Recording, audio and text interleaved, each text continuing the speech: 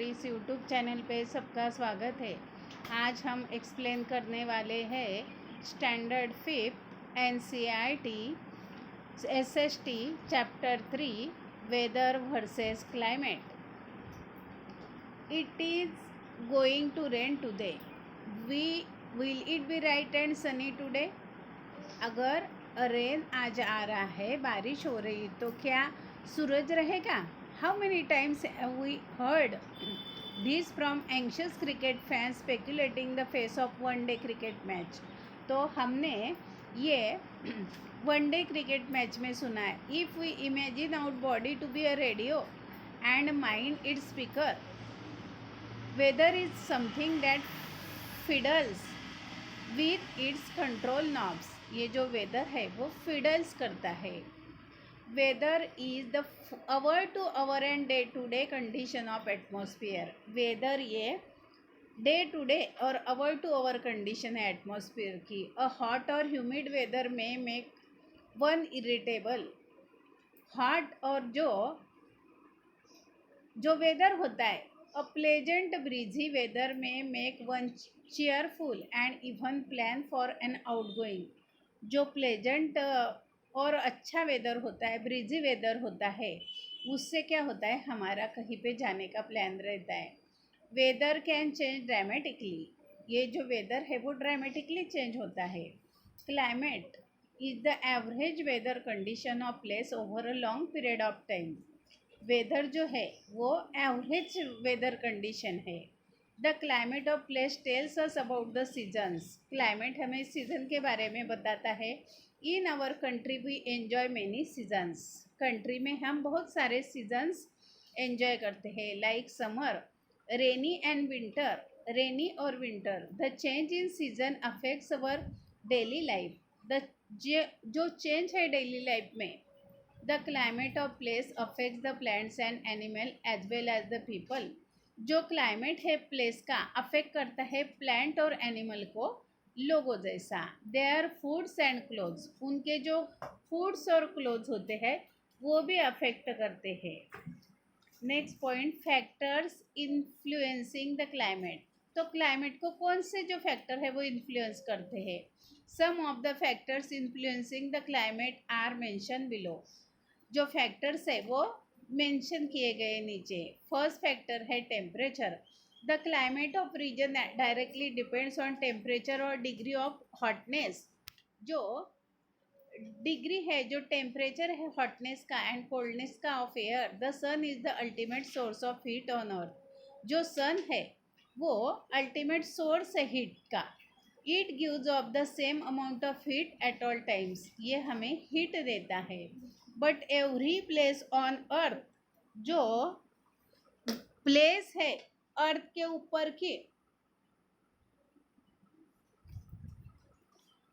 Does not get same. सबको same temperature नहीं होता। The distribution of heat on the earth is affected by many factors and so is the climate. जो heat है अर्थ के ऊपर की वो क्लाइमेट को अफेक्ट करती है।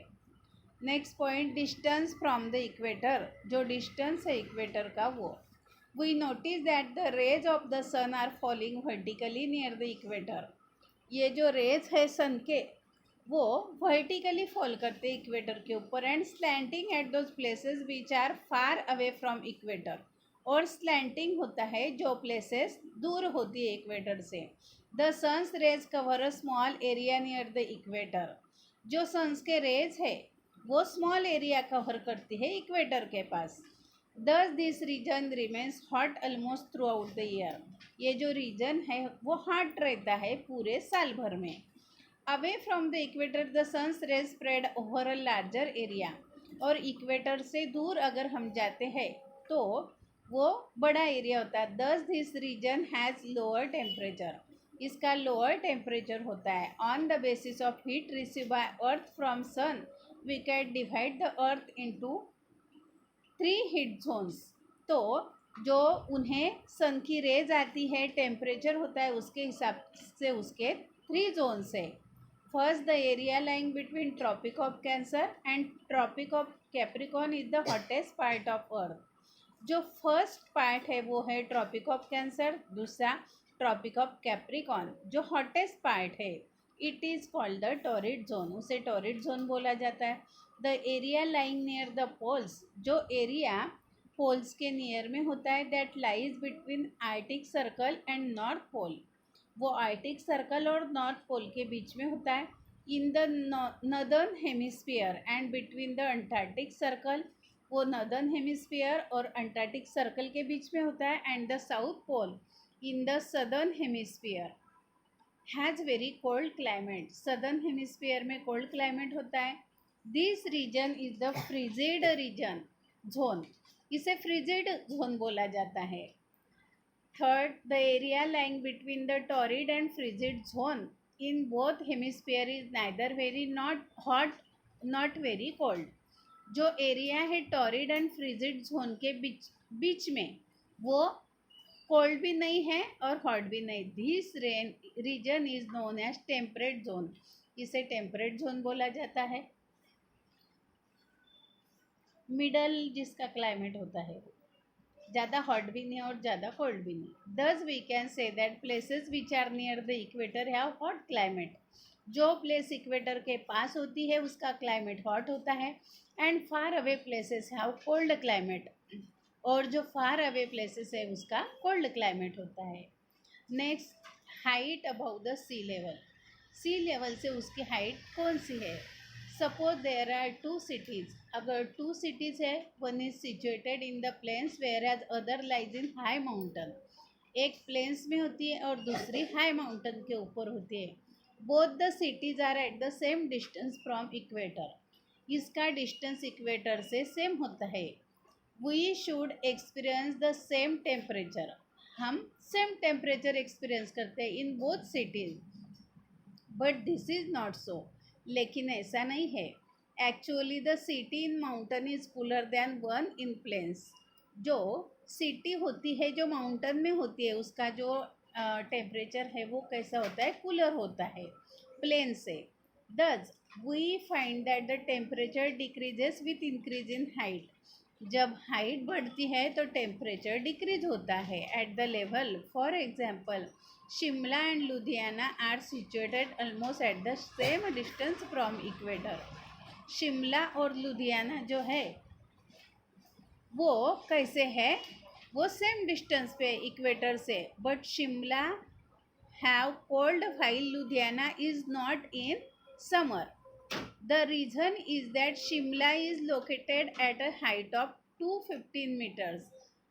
जो शिमला है वो 215 meter above the sea level, whereas Ludhiana is only at height of 250 meter, जो लुधियाना है वो 250 meters above the sea level. Next point, distance from the sea, जो डिस्टेंस है सी से दूर होता है।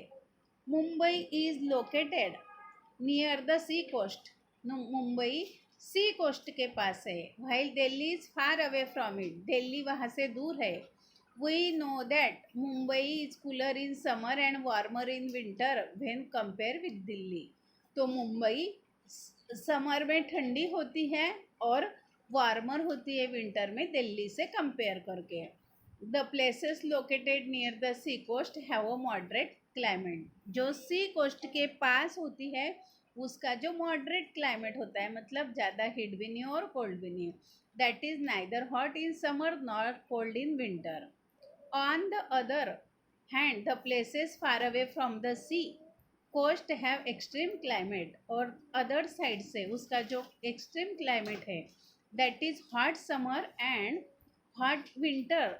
The climate of coastal region is always affected by sea, हमेशा जो कोस्टल एरिया होते हैं, मतलब जहाँ पे समुंदर किनारा होता है, वहाँ का जो टेम्परेचर होता है, क्लाइमेट होता है, वो सी से अफेक्ट होता है।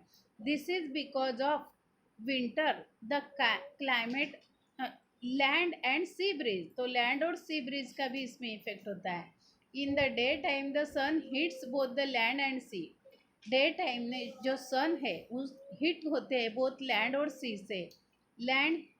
Land heats up the cold air, जो लैंड है वो कोल्ड एयर को ऊपर करती है। Therefore warm air is above the land rises, जो वार्म एयर होती है वो लैंड के ऊपर होती है। The cool air from the sea come in to take its place. तो जो कूल एयर होती है सी के ऊपर से आती है, वो उसकी जगह ले लेती है। This is known as sea breeze.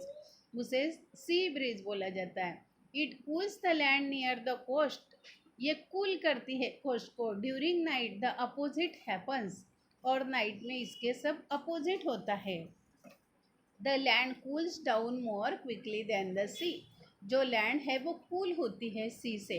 The sea cool down slowly. जो सी है वो जल्दी से कूल होती है। The above the sea is the air above the sea is warmer and rises. जो एयर होती है वो कैसी होती है, वार्मर होती है और ब्रीज भी उसकी होती है।